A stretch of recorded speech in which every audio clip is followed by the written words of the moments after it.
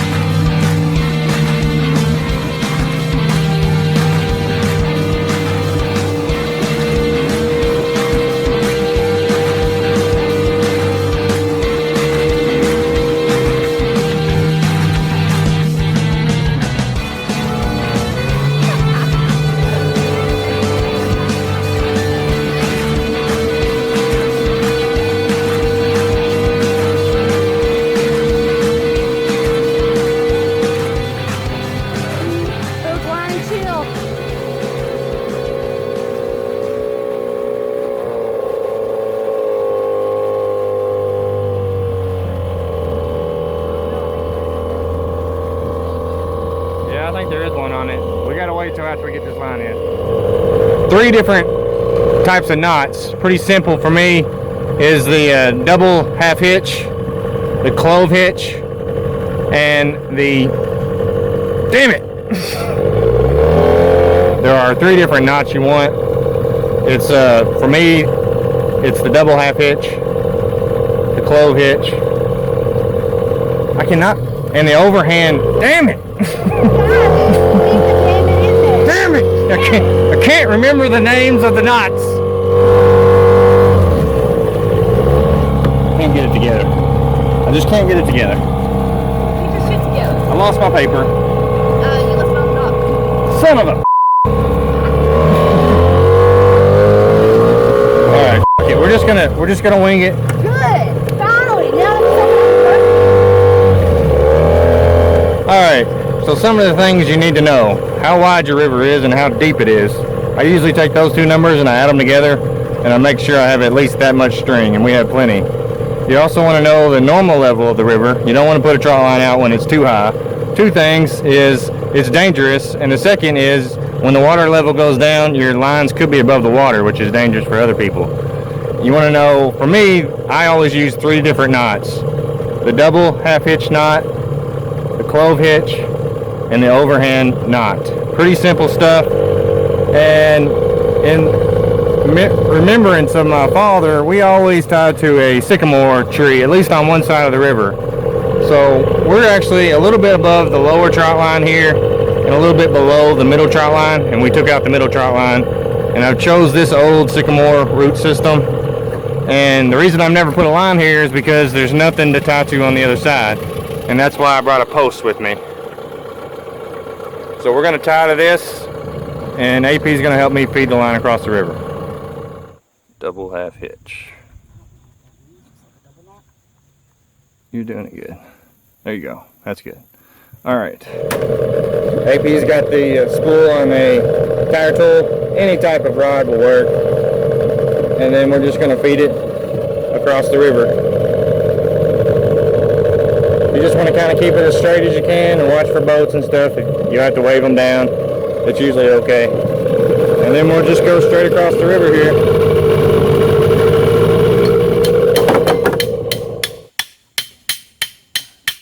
And because the camera's on, I'm not thinking straight, but you should have done this before, but we'll be okay.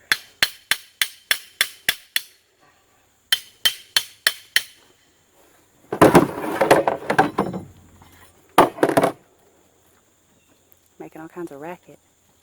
What I like to do is a double half hitch with the spool still intact, so that whenever we go and adjust, I can just untie it, but it's usually pretty tight. So we'll go back out pretty far into the center as quickly as we can to throw a sinker on. That way if a boat comes or anything, we don't have any problems. But the line actually does sink, so it's not exactly that big of a deal, but better safe than sorry. Alright, so with most of the leaders, the hooks and the sinkers, what I've always done is I take one of these leader line strings and I'll take it to my center chest. That's that's for me. I'd say that's about 3 feet.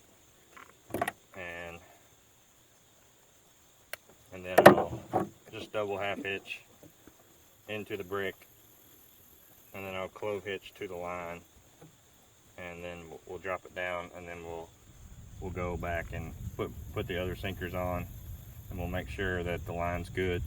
You know, if it's hanging or something, we might have to tighten it and adjust it, and then once we feel like it's good, then we'll start putting the hooks on, because you really don't want to go through the trouble of putting all the hooks on and it hang up on.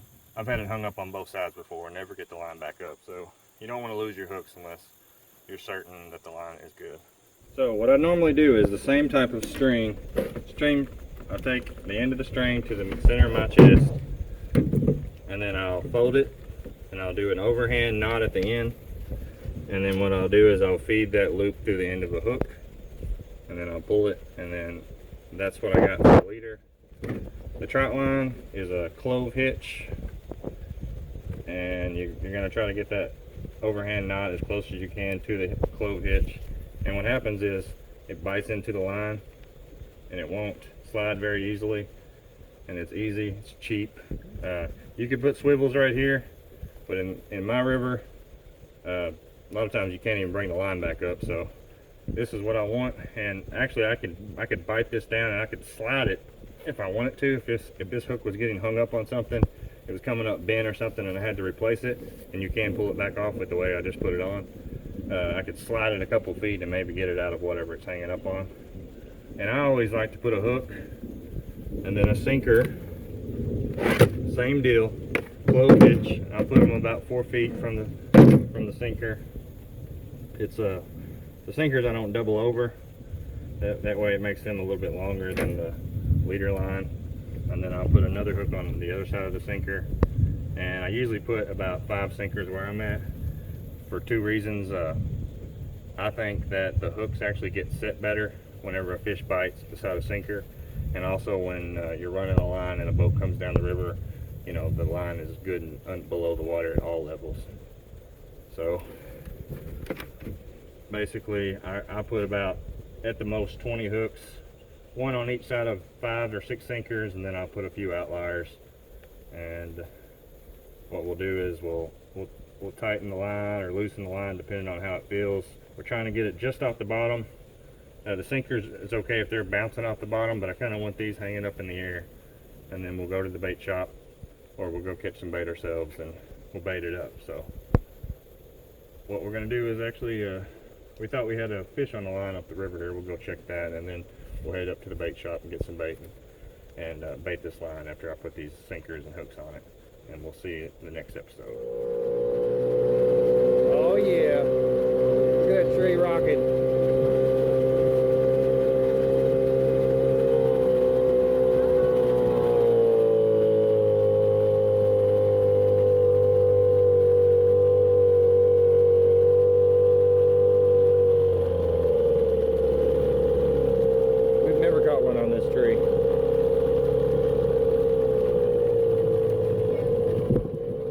right, you can get it.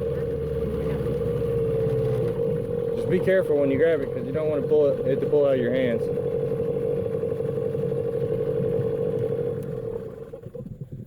Didn't even mean to catch a fish today, and we did. Alright. I always wonder what it looked like with this tree, real long tree, being like that with the fish on it. It's probably small. Doo-doo, doo-doo, doo-doo, doo-doo. Oh, crap. Oh, God.